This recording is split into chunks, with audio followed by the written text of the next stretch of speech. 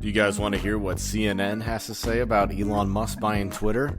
They write, now Musk joins the list of rich white men who single-handedly control social platforms that collectively reach and shape the lives of billions of people around the world. It's always those rich white men, never anyone else. Oh, they also go on to say that Musk offered unsolicited advice on how to end Russia's war in Ukraine. Again, attacking anyone who dares propose that we formulate a peace treaty over there. It's the exact same thing as the Iraq war, where anyone who said we shouldn't invade Iraq was called unpatriotic. They were ostracized. And this is right out of CNN's playbook, to ostracize anyone who's anti-war. And then CNN will turn around and say Alex Jones is the bad guy when they're an organization that's responsible for programming the masses to die for the American regime. Now, I love the American Republic, which is represented by the Constitution and our populist movements, but the American regime, or the American empire, consists of cosmopolitan elites, big business, the military-industrial complex, which has been hijacked by internationalist entities. For example, the World Economic Forum. To view American politics as Republican versus Democrat is an outdated paradigm. In 2022, American politics boiled down to the populists versus the internationalists. The internationalists are represented by the cosmopolitan elite, World Economic Forum members, which was previously the Trilateral Commission. I mean, these are the true enemies of the American Republic. I mean, of Western civilization in general, really. Just look at the Europeans. The EU and America, they've turned the European nations into vassal states of the United States and NATO.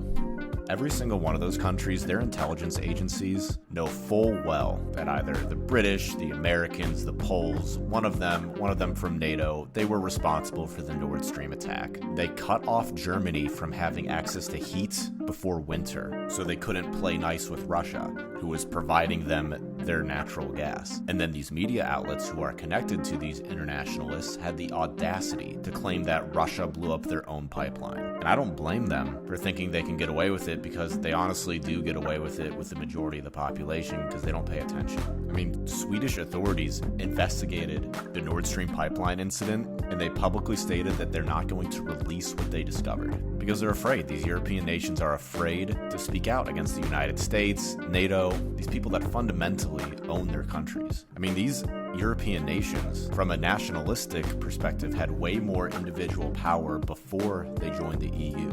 Italy is trying to reverse that trend by electing a populist leader, but of course, mainstream media just calls her a fascist. And that's what they do. That's what they say against populist movements. They just call them fascistic, which is incredibly ironic. So yeah, Klaus Schwab has stated that they're trying to create a new international economic order. They're going to be doing this by using the power of the World Economic Forum, which Schwab has admitted has penetrated the cabinets of the most powerful countries in the world. And to give you a brief history of the World Economic Forum, it was originally the Trilateral Commission, which was founded in 1973 and funded by David Rockefeller, who is the chairman of Chase Bank. He comes from the infamous oil dynasty. And this new international economic order is sort of the brainchild of Columbia political science professor Zbigniew Brzezinski. And if you listen to Klaus Schwab lay out their plans, what they're basically working towards is creating a technocracy, which is not communism or a democracy. It's best understood as a monopoly on power held by big business and big government. Like, their dream would be to bring in modern day company towns where people don't own anything and people were completely dependent on the company. Like these smart cities that they talk about. On the WEF's website, they say you will own nothing and be happy. Very similar to the old company towns. And these people, they have aspects of the progressives in them. Like, progressives believe that human society is evolving to perfection. But I think more so in reality, things happen in cycles. And I remember being in middle school and believing that society would operate best if governed by scientists. And I was mistaken, because this is what happens.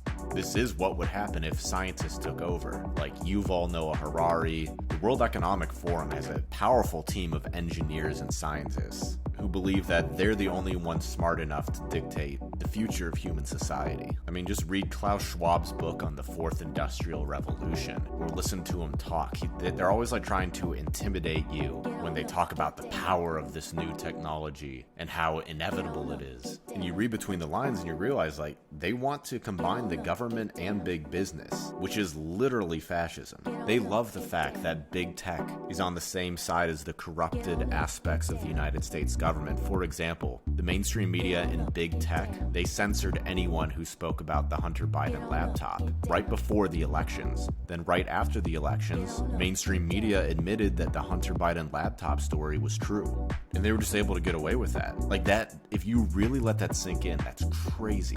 Big tech was directly able to control our elections. That is so against our Constitution. That is so unbelievably illegal. It's getting to the point where I believe that people in the United States should start separating based on ideologies. Like, the mainstream media always wants to paint the populist movement as being fascist, racist. Let's just ignore them and gather all the people who are awake. People of every race who just simply understand that the system's based on a lie, they are corrupt to the core, fundamentally they're satanic. All the people who understand this, we're just going to form our own communities. And there will literally be no racism, and it'll be the most diverse community you can think of. Because when people say, I don't want to live near ethnicity X, they don't actually hate that ethnicity. They hate the straw man that ethnicity represents. So there will be no actual racism present in these new societies because everyone knows they're on the same page, that the system is evil. Going through the awakening that our system is evil is a journey that binds us. We all have to do it alone, and we respect others who took that road.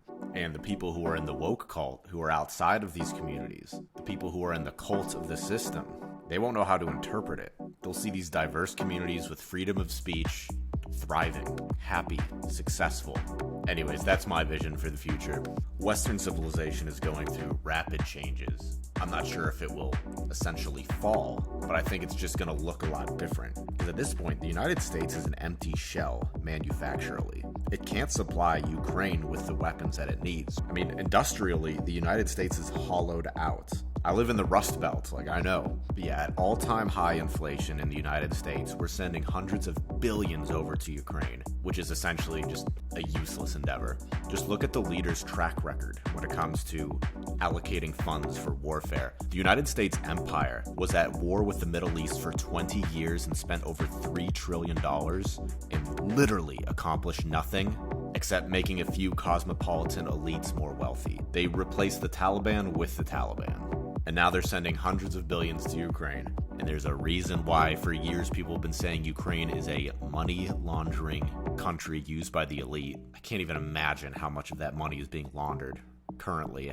You see news reports of these people in Canada and Germany being arrested for having these missiles and rocket launchers worth millions of dollars that they obviously purchased from these Ukraine-United States arm deals.